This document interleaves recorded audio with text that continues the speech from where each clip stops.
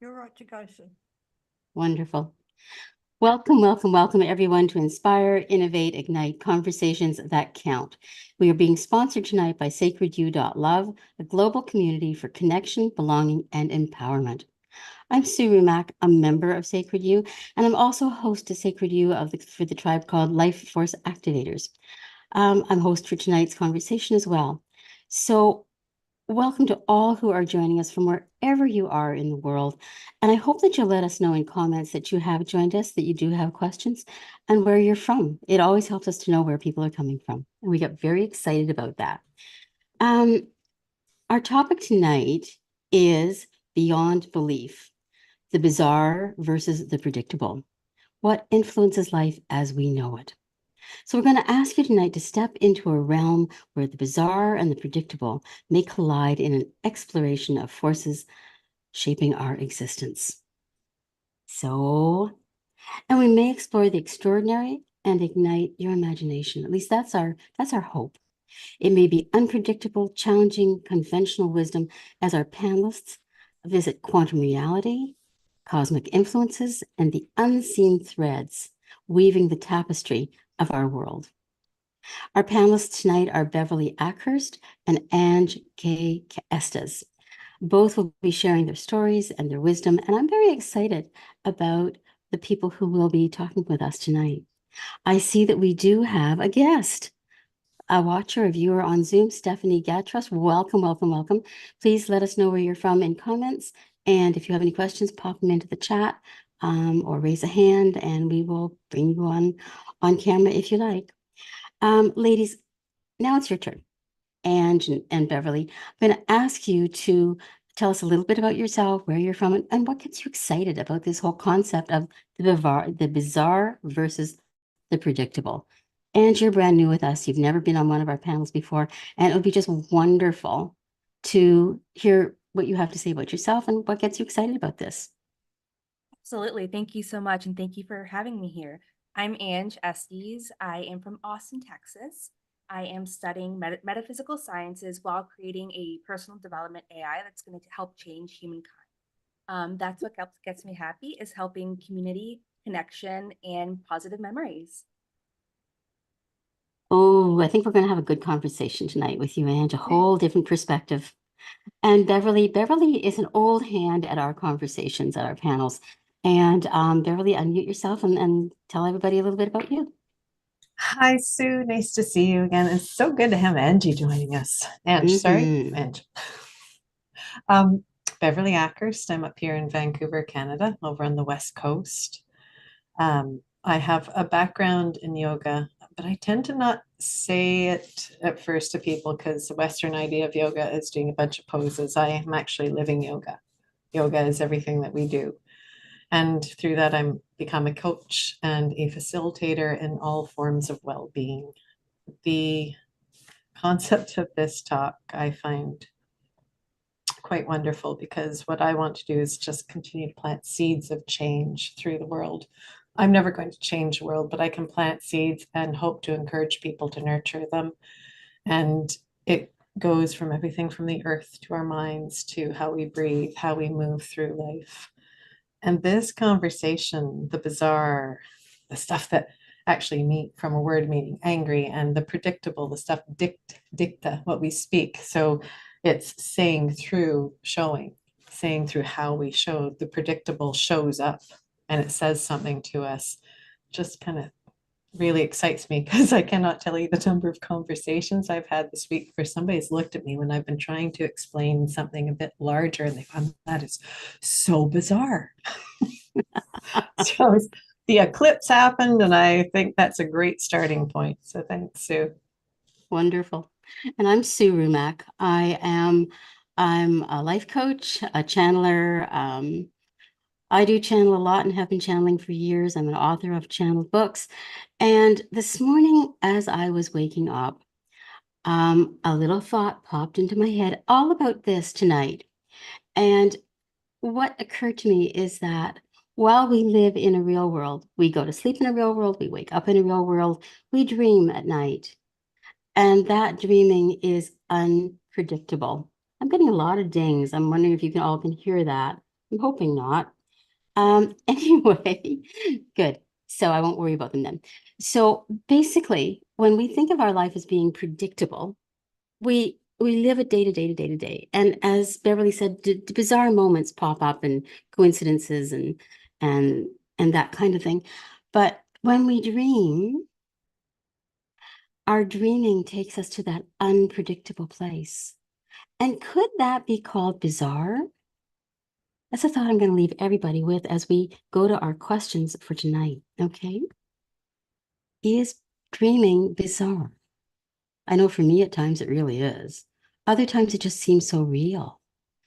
So my first question is, um, how do you believe that our beliefs shape our perception of what's bizarre and what's predictable? How do our beliefs share our perception? I'm going to ask Ange to start first, if you don't mind, Beverly, because she's the newbie here. She's the fresh one. Absolutely. Thank you so much. So, how do your beliefs shape your perception? So, you are in control of what you believe, whether that's limitless or limited. There's different outcomes depending on your capability of understanding your truth. And that can be it's so shapeful to the way that we perceive life, live life, be. Um, if certain beliefs that you have will determine your outcome. So it's as far as the dreams being predictable, bizarre. Sorry. Um, to me, when I go to sleep, we enter a different dimension, and it's on a deeper level that we don't necessarily completely understand. Um, but they all have deeper meaning. And what you believe those to be, they are. They are your personal truth. Um, and that's something that I apply in my daily life um, to grow and to see potential in every moment. Hmm. Does that make sense? It does. It does. I'm going to ask you one further question, though. If you have an experience that seems not quite within the normal scope of things, would your belief system label it as, if you want to name it something, would it label it as being bizarre or questionable? I guess it depends on the experience, of course, but Absolutely. Um, for instance, when my husband passed away from brain cancer, um, my mother, who is very Christian, did not believe in life after death until that night. She had mm, different experiences that she has never experienced before, but it was out of the ordinary, like just so surreal. Um, mm. Now, does she, well, from your perspective and what she has said, does she label that as being bizarre, or is that now believable and acceptable? Where to somebody else from her part of her culture, they might label that bizarre. so with I believe in my perspective that she had so many different experiences similar that her beliefs started to change and her view of bizarre started to change and shrink as she grew. Brilliant. I love that. Thank you so much for sharing that. That's Yeah. kind of exactly the direction I was hoping we would be heading in. Yeah. Um, yeah, so we have Stephanie joining us as a viewer, and we also have Sylvia joining us as a viewer. Welcome, Sylvia. So glad you're here. If you'd like to put into the chat where you're from, and if you have any questions on our discussion this evening, please also put those in the chat. And hopefully, oh, we've got 4 things going on in the chat. Beverly, I'm going to ask you to weigh in on that question as well. How do our beliefs shape our perception of what is bizarre and what's predictable? Always big questions with you, Sue. Well, they're just going to get worse Okay. and worse and worse. Oh, I know. It's I beautiful. promise. Like I said, I mean, this is part of the conversation, I think, tonight, is the fact that as soon as something is put into my point of reference, it becomes the thing all around me. So the number of conversations I have had in the past couple of weeks that have led to the use of, this is so bizarre, and people talking about belief systems and what they cause and create as far as our reality. So our beliefs are our beliefs shape how we see everything, because remember, prediction, dicting, the thing that says through showing will show up as we form it. So if my beliefs are, say my parents taught me that your belief is that everybody needs to go to bed at 8 o'clock or they will not ever be healthy. Everyone needs to be kind and say goodbye and hello every time they walk in or out a door. Then that forms what I believe is right or wrong, to put it in a very simple way, as I move through life. But the things that show up in my life are going to shift those beliefs and those patterns. The things that come to me, if I'm always doing the same thing, but it comes up with a different response, that predictability of the actual response, as opposed to what I was taught, is going to shape and shift what it is that I am experiencing.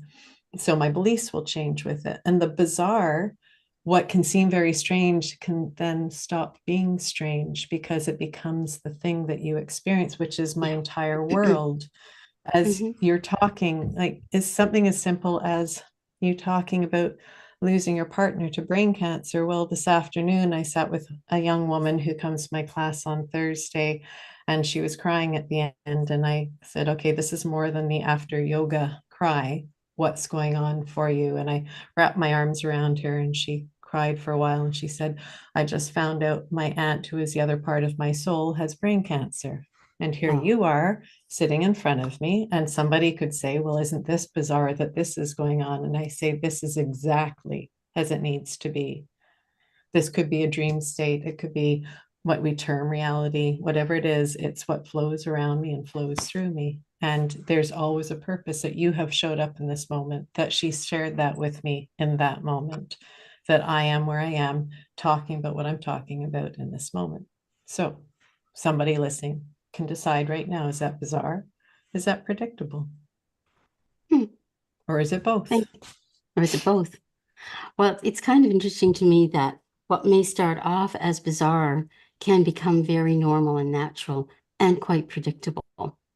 In my family, as you were saying, and that when your husband passed and his mother, who had never believed in life after death, began having these experiences, my family is very comfortable with that. My grandchildren are very comfortable with that.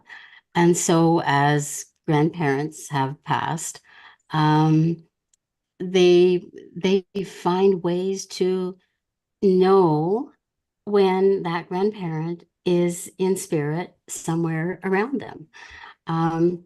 Dimes being left in odd places where dimes would never be during the pandemic, when nobody was carrying coin of any kind and didn't for maybe 3 years.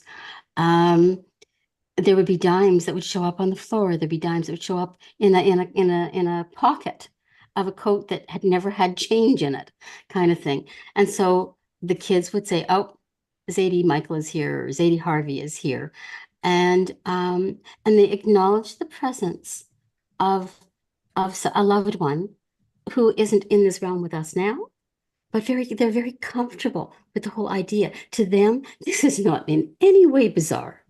A door shutting when there's no wind, a door opening when there's nobody there to open it. To them, it's not bizarre, it's normal. So how we view normal or predictable is part of our belief system. And as Beverly said, and as you, Ange, said, it can shift with our experiences, and it can shift pretty quickly. So if our guests have any questions, please pop them into the chat, and we will, because I've got the chat open so I can see it right now. Question number 2, get ready. Are you ready? Can you share an experience where something initially considered bizarre turned out to become very predictable, or vice versa, something that was very predictable all of a sudden showed up as being very bizarre? And Beverly, I'm going to ask you to start this time. Keep it short because we have lots of questions. This one is really hard for me to just zone in on because everything in my life. So rather than look for the perfect thing for the question, I will share I'm going to share a fun, very simple Love it. one. I'm very connected, as you know, Sue, with nature. We Yes. are nature. There is no part of us that exists without it. We're made of it. So here we are. And when I take people on retreat, I always wanted to be in a very natural environment. And I take them on forest walks, and we do forest bathing, nature bathing, and I talk them into it. So I was really trying to encourage this group of lovely women who haven't really connected to that path yet, to just to walk and be present and notice. And they couldn't help it, on the way to the head of the trail that we were going to go down. It's like there was chatter, chatter, chatter, chatter, chatter. It was a hot day, still air, nothing moving. And we're walking and we're walking. And I kept trying to encourage. I said, and there's donkeys around the corner, and you're going to want to just come out of yourselves, out of your experience, run to the donkeys. Sure enough, half of them, so I said, please try and pull back. They couldn't stop. Off they went to the donkeys, still half the people behind me. And I stood at the head of the trail on this stinking hot day with no wind. And I just started laughing. And one of the women's looking at me, and she couldn't quite figure out what I was laughing at. I was just standing there and I had a big smile on my face. And I didn't pay attention to them. I just watched what I was watching. She started looking towards what I was looking to. And her jaw dropped open. And she couldn't help it. She pulled up her phone to record, which I was like, okay, fine. And then all the other women are going, what are you both staring at? So they had to sit there and stare. And they all noticed there's these ferns. There are these beautiful ferns that branch out. To me, they're kind of like fairy ferns. They're huge, but they have branches that come out of them. They're not just a sword fern. They have multiple arms. And here's this fern sitting there, and just one arm of it is going right at the head of the trail, right at the spot where we needed to turn in. And it's just waving. And when they all gathered around and stopped and looked, it stopped. And I said, and now you get it. And that's all I said. And I walked down the path. And it was the best. But that to me is it, where the bizarre to me has become so predictable. I expect it. I expect no less when I step out the door. Are you disappointed if you don't get the bizarre? No, because I don't see it as bizarre anymore. I know it's all around me. And I know if I don't see something, it's simply because I'm not being present enough in life. That's it. Perfect. I'd love for everybody who's watching this live right now and everybody who's watching this in the replay to think about what Beverly just said. Would you mind repeating that, Beverly, in the briefest possible? If I do not see something that would be considered bizarre when I step out my door, or even when I'm home, it's because I am not being present enough to observe it. Brilliant. Thank you. Thank you. That's that fern that's waving at the trailhead, going crazy. Yeah, it was. Thank you so much. And the question is, can you share an experience where something initially considered bizarre turned out to be predictable, or vice versa? Absolutely. I'm gonna bring up my husband again because he is my soulmate. When he was in hospice, he pointed out to me um, that we had the same freckles on the same arm. And he told me, he was like, I told you I'd find you in another lifetime and that would be our sign. So Oh, shivers, goosebumps. yeah, I that it's just a beautiful experience. But to talk to go to answer this question, something that was very considered bizarre, I don't think wasn't for me, but it was for friends and family who were visiting him during hospice. He and I were such on the wavelength that we could read each other's minds. So when he lost the ability to speak, I would just look at him and I know exactly what he wanted. And they would be like, "Oh, that was weird," and I was like, that's just energy. Like that's just us. That's just Yeah. love and the nature of life. You just got to listen to it. But so that's something that I've experienced that could be potentially bizarre, but it's predictable. He and I were just on that wavelength. And I would really encourage other people to think in terms of their own lives when something just seemed so natural for you that other people went, really? How did you do that? Because that's your predictable, that's your norm. Where to other people, it might seem a little bit outside the realm of norm and could be considered bizarre by their understanding of what's way outside the norm. Well, I think that for me, if I was going to share an experience, I would probably go back to when I was about 8 years old, and I've shared this experience before, but maybe some of you haven't heard it. When I was 8 years old, my family, I was doing a homework project. It was a month-long homework project where we had to go out into the garden and map all the constellations, and we watched them move across the sky, the night sky. And I got very comfortable with the constellations. And one of the last evenings out there, towards the end of the month, I remember looking up and the sky was just velvet and the stars were all pinpoint, sparkling stars. There wasn't a cloud anywhere. It was crisp. It was cold. It was winter. There's snow up to my knees, been beyond because I was really short, still am really short. And I remember looking up at the sky and saying, how far does this go? Like I was trying to find a white picket fence somewhere that would go around the sky and let me know where the stars end. And then what's beyond that? Kind of like, so there's something beyond that, right? And and I kept asking in my mind, how far does this go? Where does it end? And a voice came in my mind, limitless. And I said, because 8 years old, I didn't have a large vocabulary. What's limitless? And he said, boundaryless. And I said, what's boundaryless? And then I felt myself being pulled right out of my body and whisked as if I was going through a pneumatic tube to the edge of the universe. The universe just sped right past me. And we didn't have TV back in those days where you would watch something like Star Trek and you could see this thing happening. This to me I'd never seen it, I'd never experienced, never heard about it. And I'm being whisked through the universe. And we come to a dead stop at the edge of a black void, a massive, massive black void. There is nothing below it. Like it goes on forever. It goes up forever. It goes beyond forever, but it's a void. And I went, oh, that's limitless. That's boundaryless.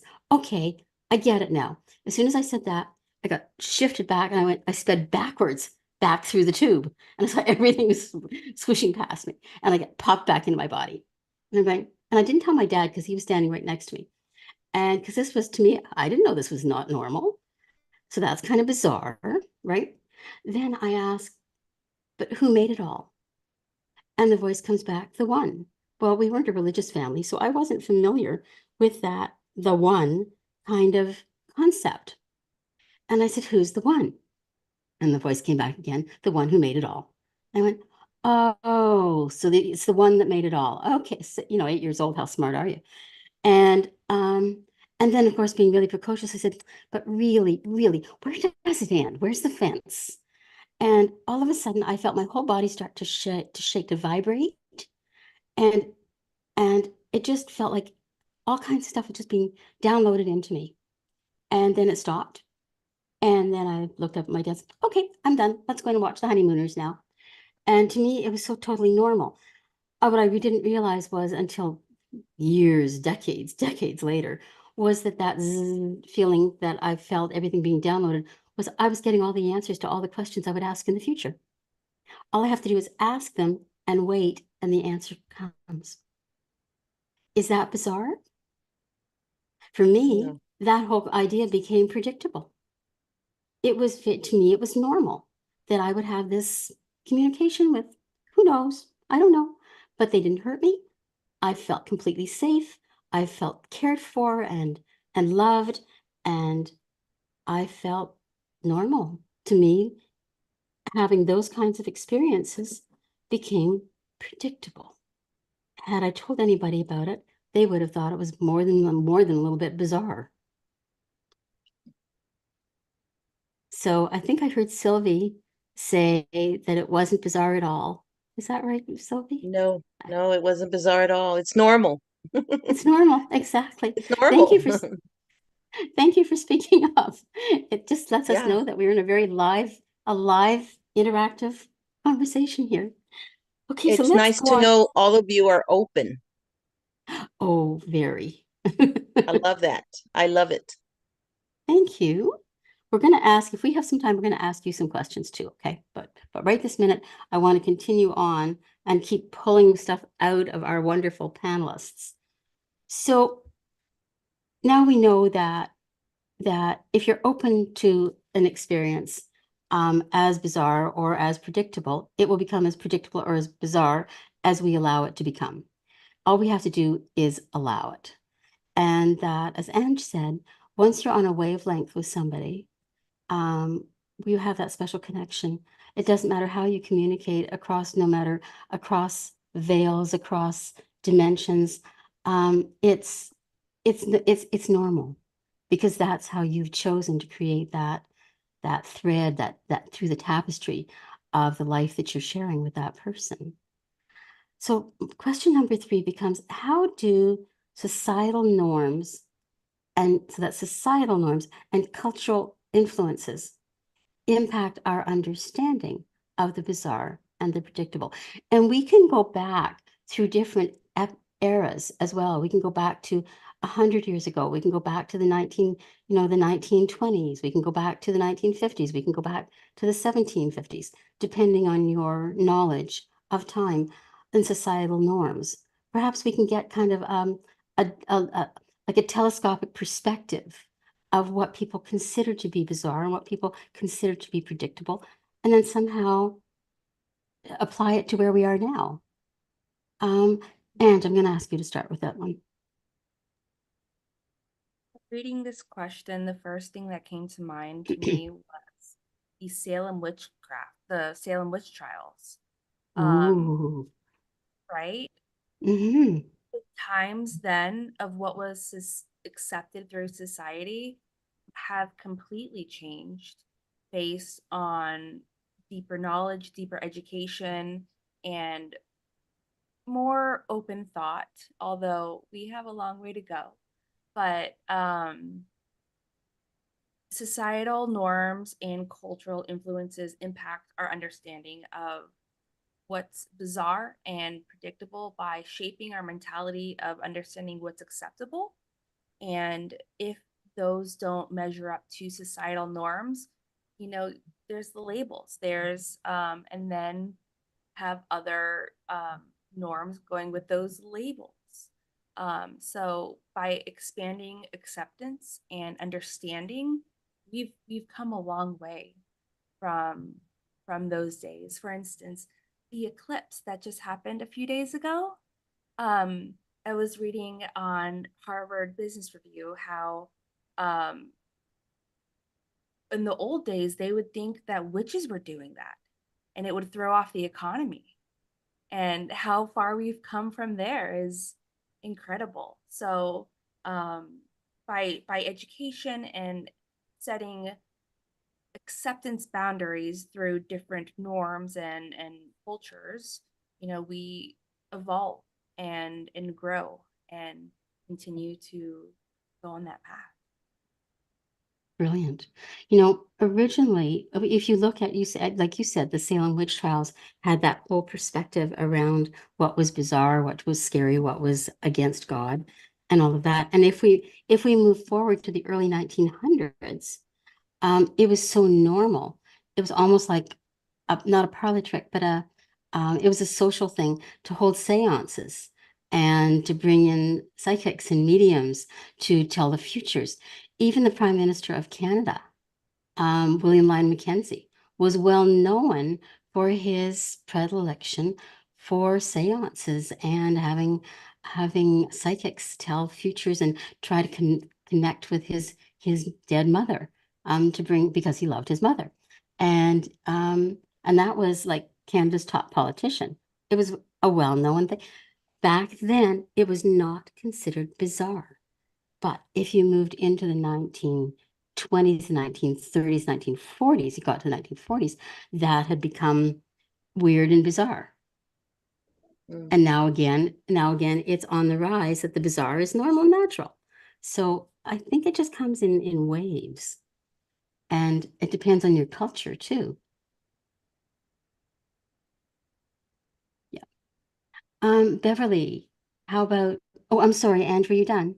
Because you're muted. Go ahead. Yeah. Thank Did you you. want, if you wanted to say something, say it while it's relevant. No. That was it. Okay. Thank you. Okay. It's relevant. Okay. Okay, Beverly, it's all yours. Oh, thank you. You both touched on a lot of things. I was thinking of kind of what you just said, Sue. It's like we create the predictable. We create out of the bizarre what we need. We will shift what we need, how we believe things, what we see as it's required in society. You talk about, I was going to go to the witch hunts, and I will call them hunts. They were hunts. There was no trial. It was a 600-year progression of a killing off of the feminine, of finding any way possible. It was actually at the root. There's a wonderful documentary available for free on the National Film Board of Canada called The Burning Times, that a group of women put together in 1989. Unheard of then to even have women director and everybody writing, everything was women. But they covered that whole 600-year period. It turned into the root of all business. But it was the disconnecting of the populace from the feminine, which was nature. So I'm going to step back even farther, because the question is speaking about how societal norms influence and impact. Well, if you keep going back thousands of years, the Vedanta was written around this, created around this. We were so intimately connected with nature.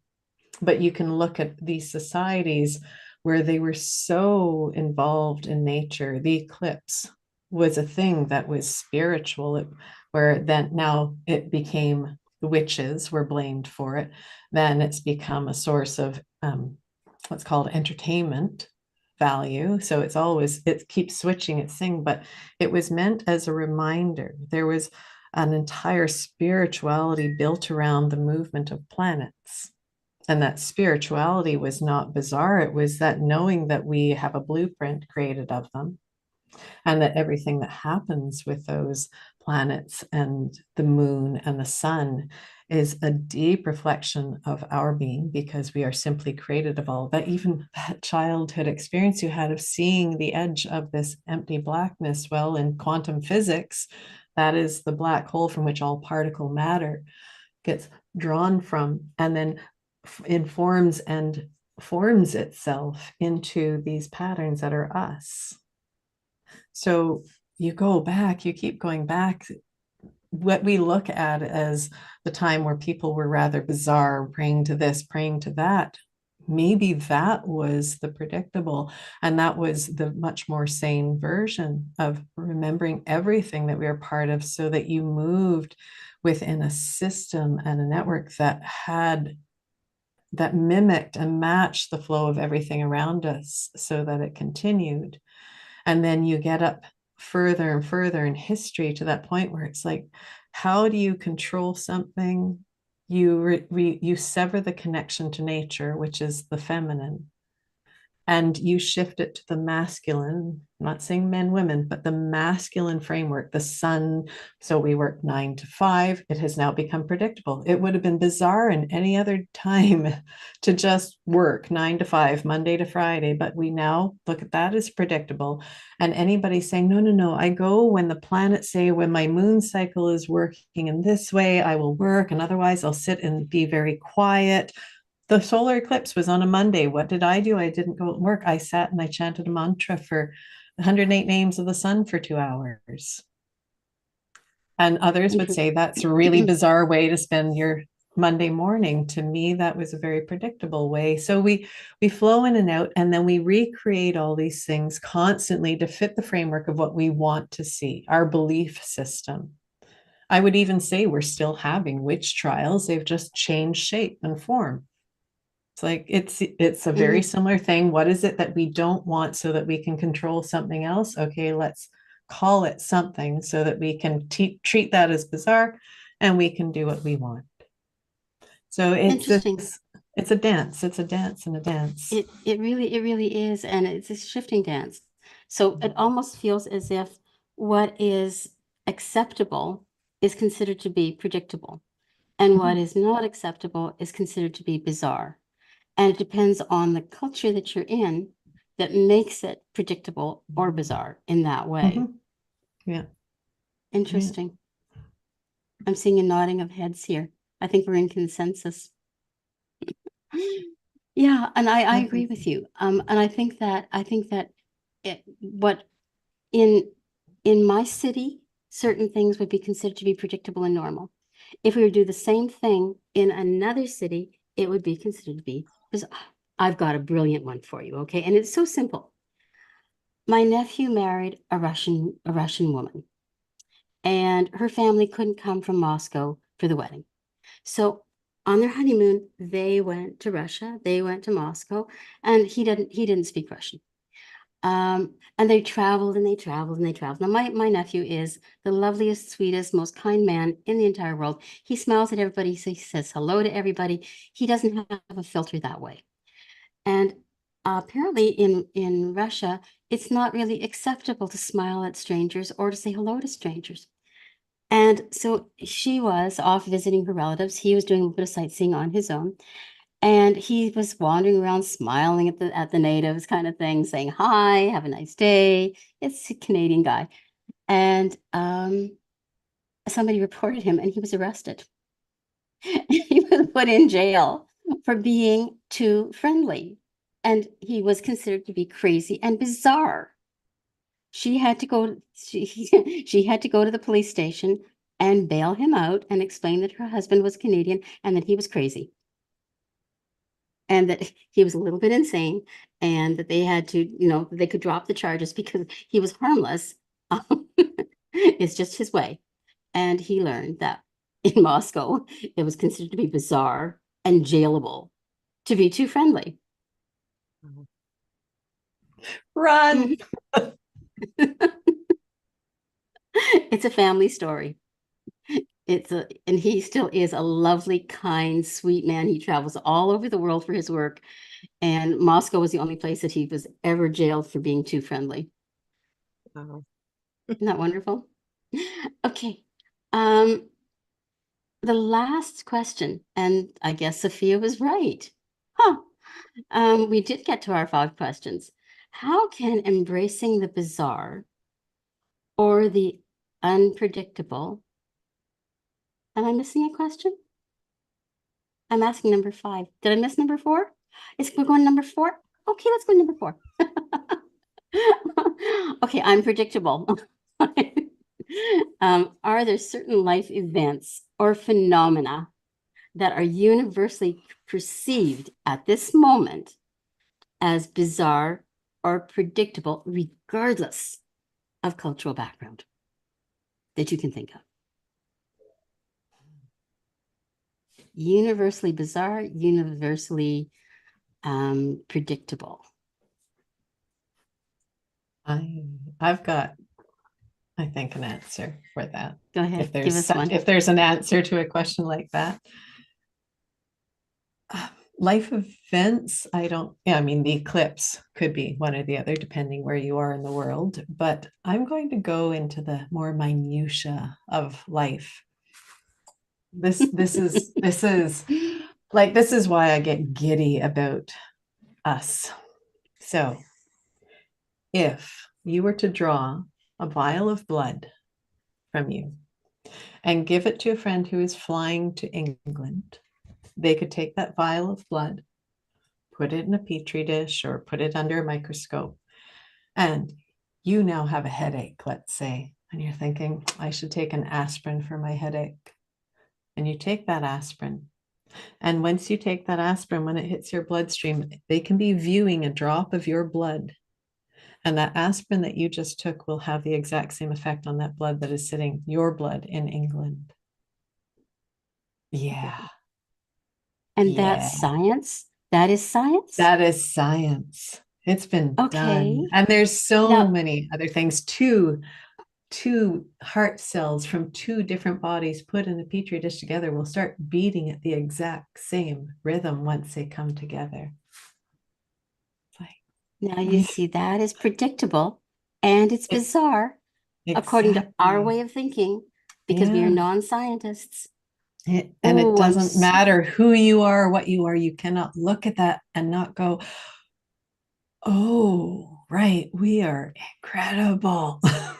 And there were We so many more things like that, but oh, we are incredible. What a great share. Thank you. Mhm. You just told me something I didn't know. I love it. That's Woo! great. And I'm seeing Anne, she's got this look on her face like, whoa. Ange, what are you thinking?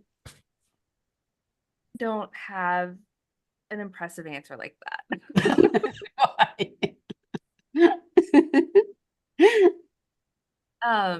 I think a life event that is universally perceived as bizarre or predictable, I'm going to say bizarre and predictable, is as Sylvia is my spiritual counselor, my guide, and something that we talk about all of the time is graduating to heaven.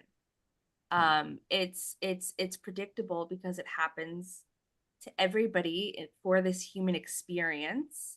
When you come down from the source and you live this human experience, you're going to feel everything that there is to feel: jealousy, hatred, anger, love, happiness, right?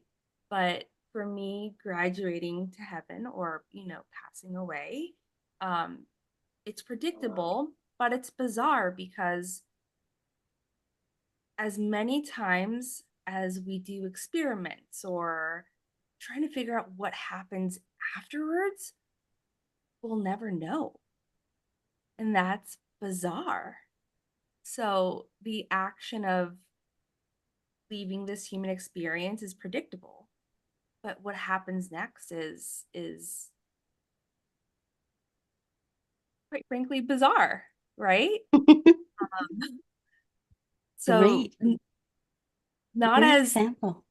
not as incredible as the blood and the heart cells, but this is something that I, studying metaphysical sciences and why we live this human experience, is something that I think about quite frequently. So that's what came to mind. And that's regardless of your culture or yeah. I might not go to question number 5 because if Sylvia doesn't mind and if she can give us a short answer, because we've got about 15 minutes left and I still want time for you guys to talk about yourselves. But Sylvia, would you like to comment on this same question? You don't have to if you don't want to, but Could you repeat the question? sure. Are there certain life events or phenomena that are universally perceived as bizarre or universally perceived as predictable, regardless of our cultural background?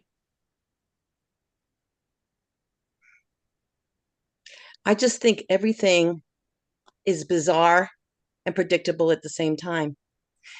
Because as Beverly said earlier about being present in the moment, I don't know exactly the words you said, Beverly, but If you tap into your higher self, and that's for all of us, you can predict anything. Mm. And everything's bizarre because everything's magical because we are magical. So to me, it's all inclusive. Mm. I love I see that. things very differently, very, very differently. I'm not your typical person. That's why I love your energy, all of you. Your energy is so beautiful and so open. Thank you. I would love to Yes. have another conversation with you, Sylvia. I hope that we find a way to connect in the future. Yes. That would be amazing. I'm going to Yes. ask Stephanie um, if she would like to comment on anything since we have another live person here that is not a panelist.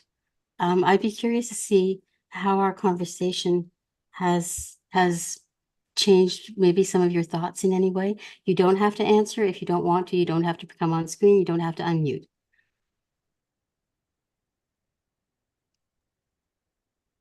I guess that's a Stephanie, no. Stephanie is a really good friend of mine. She is my soul sister. Oh my goodness. Yes. Right now she is taking care of her two children, so I don't know if she's by her Uh, computer. okay. Well, thank you for bringing a cheering session. We are so thrilled to see both Stephanie and Sylvia here. We are just honored with your presence. Thank you. So let's see where we have. Ooh, we've got 12 minutes left. I think this would be a really, really good time for each of you to take a few minutes, tell us a little bit more about yourself, and if there's something that you would like to share in terms with our audience in some way, if it's a special offer or a PDF of some kind, or you kind of get the gist. You've seen these things before. I'm going to ask Beverly to start, then I'm going to go to Ange, and then I'll come on as well. Okay. So Beverly. Thank you. And I think I'll close because I think the fifth question we didn't get to actually speaks to who I am. Okay. That idea of how embracing the bizarre or the unpredictable can enhance the understanding of life and its influences. That's everything I want to share. It's all from a foundation of yoga. But for me, if you follow Vedanta, the yoga is the whole of the universe. That is the yoga. And it's us participating in it.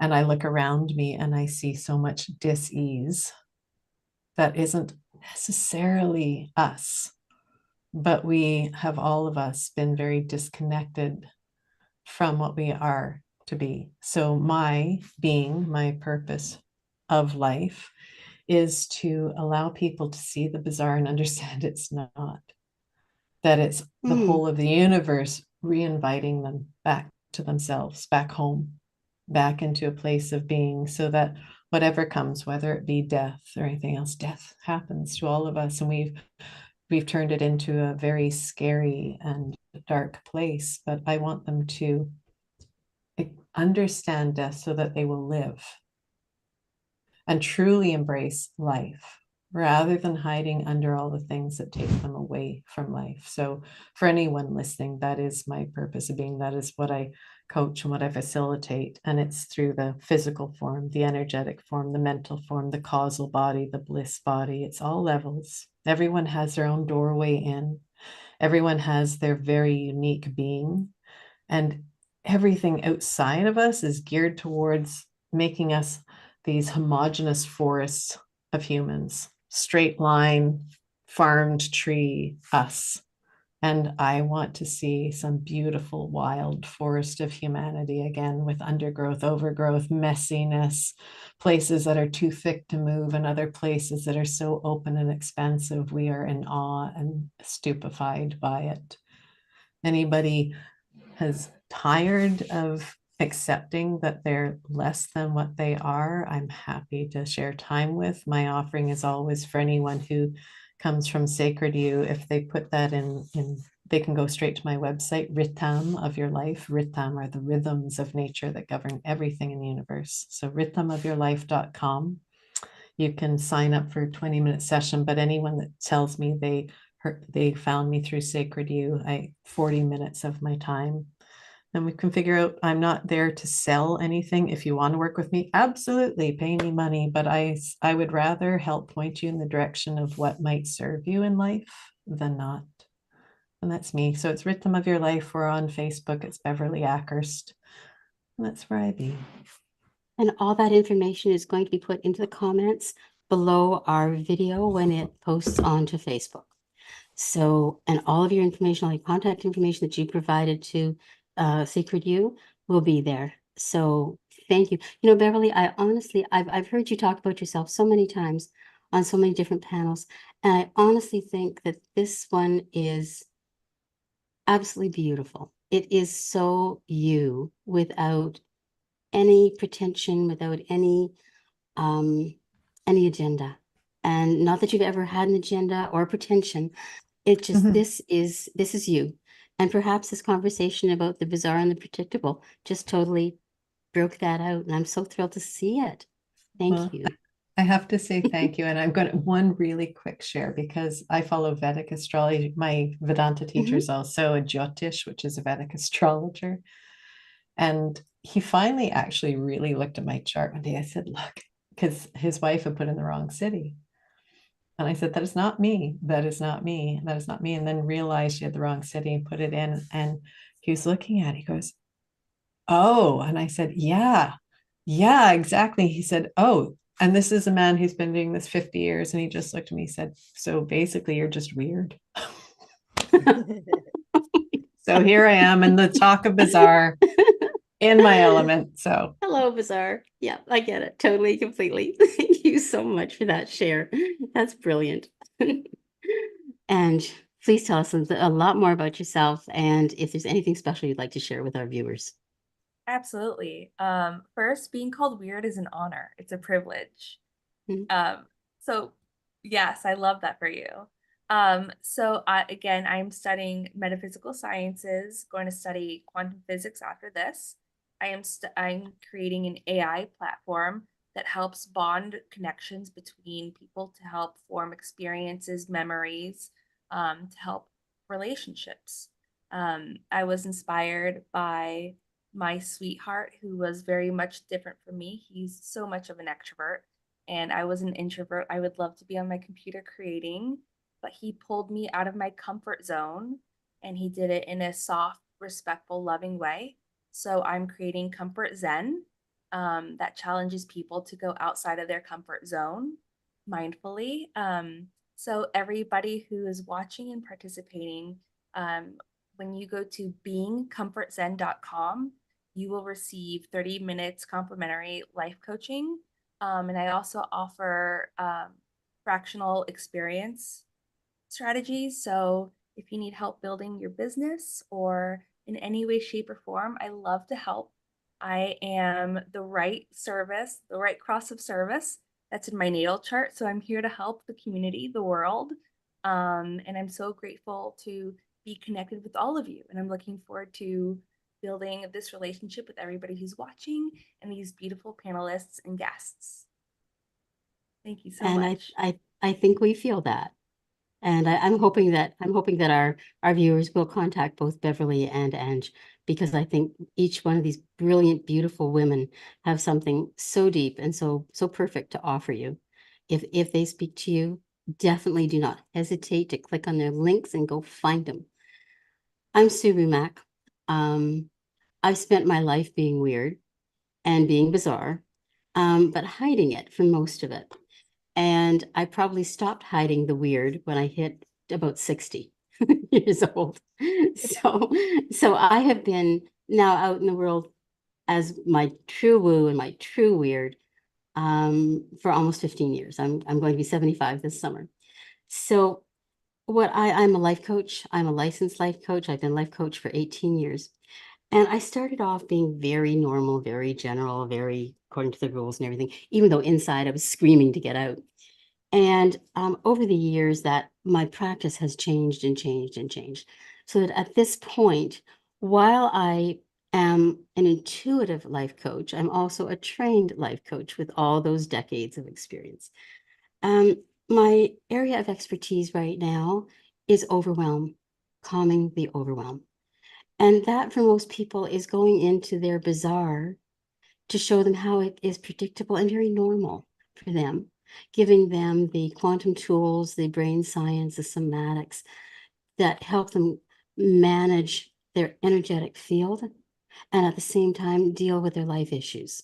So that managing their energetic field gives them an opportunity to create protection and shielding and quantum energy grounding in a very different way that is being done through most metaphysical coaches. If this speaks to you, then I would invite you to click on my links. It'll be in the comments below. Go to my website. There's a discovery call, little blue box. All you have to do is click on that. My calendar comes up. You can choose a date that works with you. And we'll have a 60-minute conversation. It's a discovery call, and you'll receive a transcript and a next steps life blueprint and an MP4 of our conversation. And then you can decide what you want to do with it. If you choose to work with me, I would be thrilled. If you choose to take that information, apply it on your own, find another coach, then I've done my work and you're on your way. So that's me. And I absolutely love the work and the path that I'm on right now. I think that pneumatic tube thing that sucked me out into the universe, I think it actually left me out there. I think what came back was something different. But anyways, thank you so much for joining us tonight. Now, as far as Sacred You goes, Sacred You is an incredible, connected community that welcomes all spiritual seekers. We have at least, I think we have close to 20 tribes, or just slightly over 20 tribes right now. Tribes are interest groups that are being led by spiritual entrepreneurs who are professionals in their own right, all the way from EFT tapping, feng shui. Mine is life force activators, which is basically bringing people back to their light seed. And we have an entrepreneurs group and an AI group, but all from the spiritual perspective.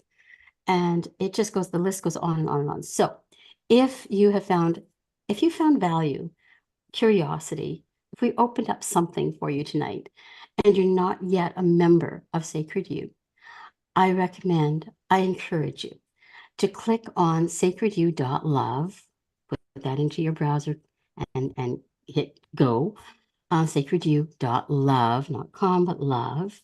And when it pops up, you're going to see there's a $1 free trial for 2 weeks that gives you free access for $1 to everything that Sacred You offers. And after that point, and you can join as many tribes as you want, you can experience all the panels, all the replays. You could totally load up your entire 2 weeks, every single hour of every single day, and still not got through everything we've got that's on our website in our archives. If you love it, don't do anything. And it'll automatically click over at the end of 2 weeks into a monthly membership of $30 US per month. And I don't know if any membership site anywhere that offers as much as we offer, as much hand-holding and communication and talking to and being there for people anywhere. So I encourage you, sacredyou.love, $1 for 2 weeks, click it over, and you just become one of our beautiful members. And we will hold your hand all the way through. So, Sophia, I know you're hiding there in the background behind that beautiful face that says Sophia. Is there anything you would like to offer that I've missed? What happened if I didn't come on? But no, there's nothing. Sue, that is wonderful. Just thank you for a wonderful panel. A truly amazing panel. Thank you to Beverly and to Ange for joining us, and our very special guest, Sylvia and Stephanie. Now, can I just welcome Stephanie to Sacred You? Because Stephanie has just signed up as our newest member. So welcome, Stephanie. Looking forward so much to connecting with you. And if you've got a moment after we finish, we can chat if you wish to. But no, Sue, you've said it all. And I just want to thank you. This has been such a wonderful and easy panel. Love all the conversations. Love how the universe is so unpredictable, but yet comes through with not bizarre, but amazing things in bringing people together, including Sylvia and Stephanie, who I'm looking forward to chatting with you more. So love it. You talk about bizarre and unpredictable. The universe is a master of that, of bringing it all together in such a wonderful way. So yes, so the only other thing is join us, for everyone who's watching, for next week. We're doing Healing the Spirit, Holistic Approaches to Wellbeing. And then Sue is actually back same time next week for Mindfulness in the Digital Age. We just mentioned that we've got an AI tribe. It's our very first, it's our newest tribe, AI and automation. And now we're doing a panel discussion on mindfulness in the digital age, balancing technology and inner peace. That, and who Beverly is joining us for that one as well. Looking forward to it. Very much. Yay. All right. Thank you, everyone, for watching us. Thank you to our amazing VA Maymuna, who has been putting all your links in the comments. So for everyone who is watching, click on those links, connect with these amazing women, and come and join us. Sacred You, just $1. Oh, fabulous. Thank you, everybody. Ladies, you were brilliant. You were amazing. And to our guests and to Sylvia, thank you so much for jumping in and offering your wisdom. It was so appreciated. It just made it all so real. I do hope that we'll connect perhaps through Ange in the future, and see you all next time.